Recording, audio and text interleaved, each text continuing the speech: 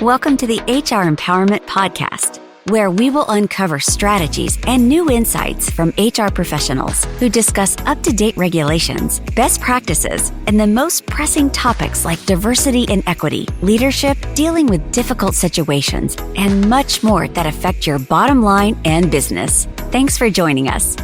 Hey everybody, Wendy Sellers here, the HR lady. Welcome back. We're here talking about mastering change with keynote speaker and best-selling author Dennis Dowdell. Hi, Dennis. Hi, Wendy. So much joy to be in with you, and what a great week it's been. Yeah, have any change going on this week? I want to talk to our listeners about, stepping back in order to step up to the change. So separating yourself from things in order to focus on whatever the change is that's going on. So what are your thoughts on that? Well, I tell you, I think the butterfly is probably the most brilliant illustration of this. The butterfly's crawling all around, and it crawls up in a tree and it separates itself from its surroundings. And then it creates a cocoon around itself, blocks out all the outside circumstances, and then basically turns to mush. And for the most part, it dies. And then it takes that mush, recreates it into this gorgeous, elegant butterfly. And that's a great example for us. Sometimes we need to separate ourselves and get away. This is why companies have weekend retreats and so forth. They're so valuable because we've got to get rid of the everyday activities, the everyday nuances and stuff, so that we can focus in on, who we are and what we're doing and why we're doing it. And so I think that's just such a valuable thing for us to do. And you can't really do that in a board meeting because, you're getting up and you have all the other stuff. But when you only know that I'm here for one purpose and one purpose only, then you can get zeroed in and begin to realize some of the things that need, things we need to get rid of, things we need to add. What is the purpose here? What is my purpose? What is the company's purpose? What can we do to bring on what can we bring on that will make things better? What things have been a drag? What things do we need to get rid of? What things do we need to eliminate? And so as we get that kind of a focus, it really helps us to concentrate. So, the idea is just we need to focus on that purpose, focus on the company, where we're going and what we want to accomplish. Because focus always precedes success. And so we've got to be able to have that quiet, separated time so that we can focus on the essentials.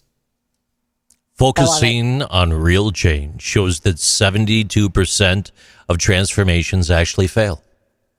And it's often due to inadequate management support, which comes out to approximately 33%, and employee resistance chiming in at 39%. Now, this highlights the importance of addressing both leadership and employee engagement to implement successful lasting changes within organizations. Emphasizing effective change management strategies can significantly increase the likelihood of achieving positive desired outcomes. Back to you. There we go. We come back to again about, the employee resistance, the employees saying, hey, we don't have enough support from the managers saying, hey, we included you in on this, but the employers saying, like, you really didn't. So change, in my opinion, it has to be a well thought out plan, like a project plan. I was just explaining this the other day about recruiting. So, I'm the HR lady. I do offer recruiting as well. And I teach people how to do recruiting. I'm like, you have to think of it as a project because it's a very expensive expense. And you should thoroughly plan it out. And if you're changing a little thing in there, everybody on the recruiting team or whoever's doing the interviewing, for example, needs to know about that change. Oh, I sent an email. You sent an email last night at midnight. I was still sleeping. I didn't know about the change. So talk to me a little bit more about, the communication part, really, about not just stepping away from what I'm doing so I could focus on a big change, but the communication part. How does that affect change, in your opinion, as the expert? I mean, it's vital. And, the problem is and again, that's that assumptions, creates the miscommunication, because we have different assumptions. But I think so much of it is we want people to understand where we're coming from and what I'm trying to accomplish. Well, guess what?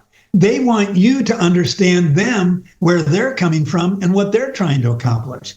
So, it comes that simple phrase saying, seek more to understand than be understood. And if we can really say, okay, tell me where you're coming from. I understand what you're doing, but what I need to understand is, why are you doing it? Why somebody does something is more important than what they do, because now we understand the motivation. Now we understand the vision that they have. And so if I can better understand, my team, my people, and what they're dealing with and how they're responding, and then why they respond that way, then I'm going to have more information to give me the knowledge to make a better decision. I can't make information unless I have all the information. Right. Peter Drucker said, when the facts are clear, the decisions jump right out at you.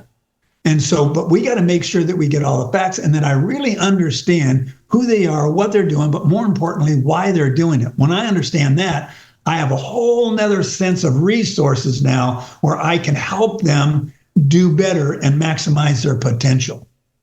I love it. And I love that you threw in there Stephen Covey, seek first to understand, then to be understood. Because if your employees don't know, they don't understand why you're making this change, and hopefully it's not a secret, the reason why, then they're not going to buy into it. They're not going to be engaged. Exactly. And if they don't trust you, going back to the trust and engagement part before that we were talking about earlier, if they don't trust you, they're still not going to want to jump on board in the change. And so, my rule of thumb for me anyways, the bigger the change, so if it's a major change, give your employees enough time, and enough is very vaguely worded, enough time to say, okay, I understand this change is coming. But if it's not an emergency, like a natural disaster or something like that, and you're just saying, starting, in 5 minutes, we're changing every process that we already have, they're going to flip out.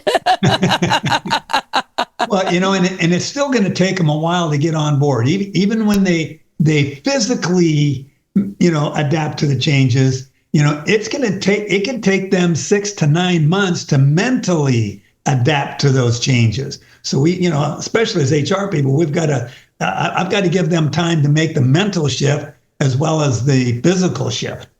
Yeah, I love it. Hey, everybody, thanks for listening to episode 4 of our 5-part series on mastering change. Next up, we're going to be talking about how to change, maybe give you some steps and some advice.